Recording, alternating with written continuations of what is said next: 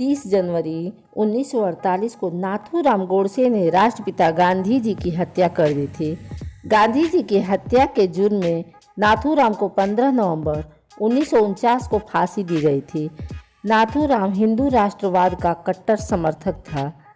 उसने बहुत ही करीब से गांधी जी की छाती में 3 गोलियां मारी थी, जिससे राष्ट्रपिता का निधन हो गया। आइए आज इस मौके पर जानते हैं कि नाथूराम कौन था और उसने गांधी जी की हत्या क्यों की। नाथूराम का जन्म एक ब्राह्मण परिवार में हुआ था। उसने हाई स्कूल की पढ़ाई बीच में छोड़ दी थी।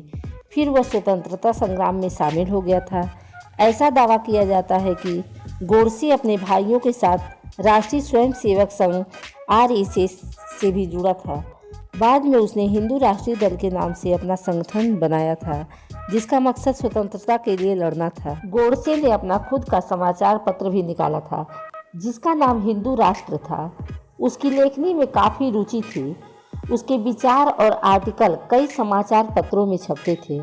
शुरू में वह महात्मा गांधी का पक्का अनुयायी था।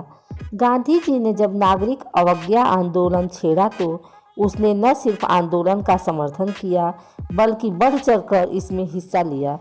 बाद में वह गांधी जी के खिलाफ हो गया।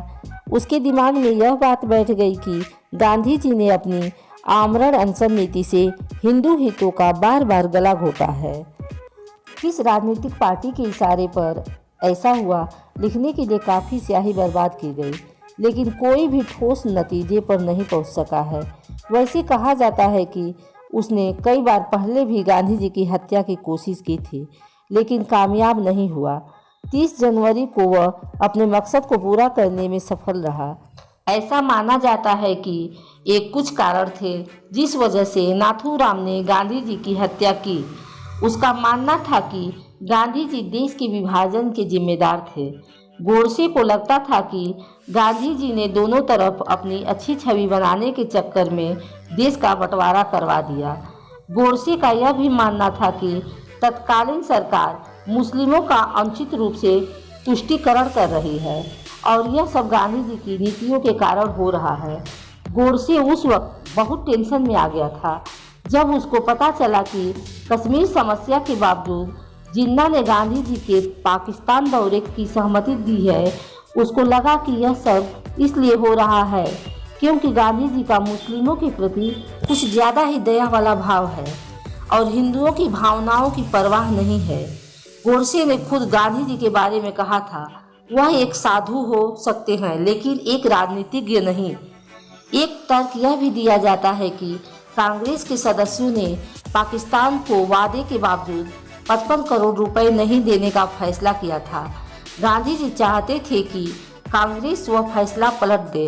उन्होंने इसके लिए आमरण अनशन की भी धमकी दी थी। गोडसे को लगा कि गांधी जी मुस्लिमों के लिए ऐसा कर रहे हैं।